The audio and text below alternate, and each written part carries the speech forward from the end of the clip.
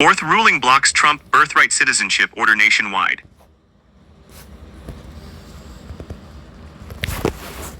And ladies and gentlemen, the article reads, a federal judge in Maryland blocked President Trump's birthright citizenship restrictions nationwide late Thursday, the fourth such ruling following the Supreme Court's decision clawing back universal injunctions. U.S. District Judge Deborah Boardman already signaled she would block the restrictions nationwide, but she did not have the jurisdiction to do so at the time. My editorial's edition, ladies and gentlemen, because the case rested with an appeals court. Last week, the appeals court sent the case back to Boardman so she could issue the ruling. The new phase of litigation follows the Supreme Court's 6-3 decision along ideological lines, curtailing judges' ability to issue universal injunctions. The court still left the door open for nationwide blocks when needed to provide plaintiffs complete relief or when judges certify a nationwide class action. Boardman insisted she was not resurrecting a universal injunction, and Thursday's ruling comports with old and recent Supreme Court precedent. Here, the court finds that the only way to afford complete relief to the certified class is to enjoin enforcement of the executive order as to each member of the class. The judge wrote that relief must include every child in the United States who is subject to the executive order.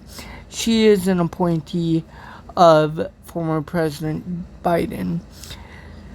Signed on his first day in office, his executive order curbs birthright citizenship for children born on U.S. soil if they don't have at least one parent with permanent legal status. Every court to directly comfort its constitutionality has found it violates the 14th Amendment's citizenship clause. Boardman oversees a challenge brought by two immigration services organizations, CASA and Asylum Seeker Advocacy Project, and 8 women who are either pregnant or recently gave birth. The plaintiffs have argued an injunction that applies only in some areas or to some migrants is unworkable. I am proud to be a class representative in this lawsuit, and I will continue to proudly represent other families like mine who are fighting for their children's constitutional rights. Lisa, one of the mothers suing, said in a statement, her last name has not been made public. Today's decision affirms that U.S.-born children have a constitutional right to U.S. citizenship regardless of their parents' immigration status. She added, the latest ruling marks the 4th time that a court has blocked Trump's executive order nationwide following the Supreme Court's decision.